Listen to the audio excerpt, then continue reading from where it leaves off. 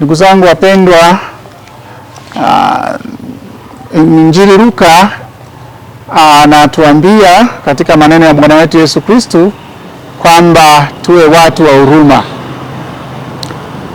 Tumekuwa tukishuhudia maneno huruma ya Mungu. Mungu ni mwenye huruma na upendo.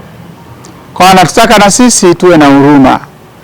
Huruma yetu ionekane katika mahusiano yetu na wenzetu wenye uhitaji, wenye shida mbalimbali, na hata pengine kama hata hawana shida, basi kuwa tayari kujitoa kwa ajili yao. Na kitu cha ziada si vibaya kumpa mtu zawadi, kumpa mtu kitu, kumsaidia mwenye shida, lakini zaidi tuwasaidie wale ambao wako karibu nasi katika namna ya kujipatanisha nao.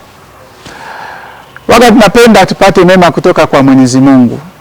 Sasa ili tupate vizuri hayo mema kutoka kwa Mungu, tuonyeshe huo wema kwa wenzetu, hasa walio wahitaji.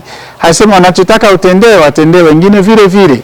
Kwa hiyo ndivyo hivyo kwa Mwenyezi Mungu, anatutaka tuwe wema kwa wenzetu. Tumeumbwa kwa sura na mfano wa Mungu, na Mungu anataka tuione sura yake katika ndugu zetu na wenzetu. Kwa hiyo ukiona sura ya Mungu katika jirani yako, utakuwa tayari kumsaidia, utakuwa tayari kumtendea mema, utakuwa tayari kumwonyesha njia, utakuwa tayari kuongea naye vizuri, utakuwa tayari kumpa hata zawadi, kumpa kitu ambacho unaona ni kizuri kwako, lakini unaona ni kizuri zaidi kumpa hata na huyo jirani yako.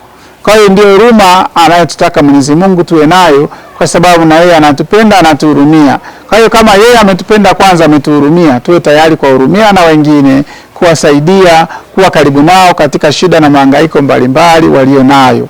Matendo hayo yanafaa zaidi hasa katika kipindi hiki cha Kwaresma, mnapojipatanisha na Mungu na wenzetu.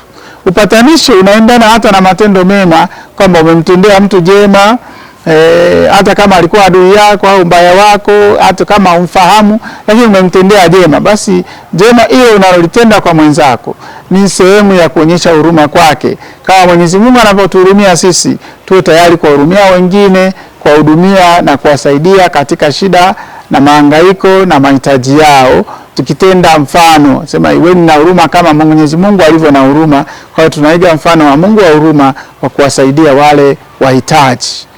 Kwa hiyo tuige huruma ya Mwenyezi Mungu, tuionyeshe kwa matendo, hasa kwa wale wenzetu.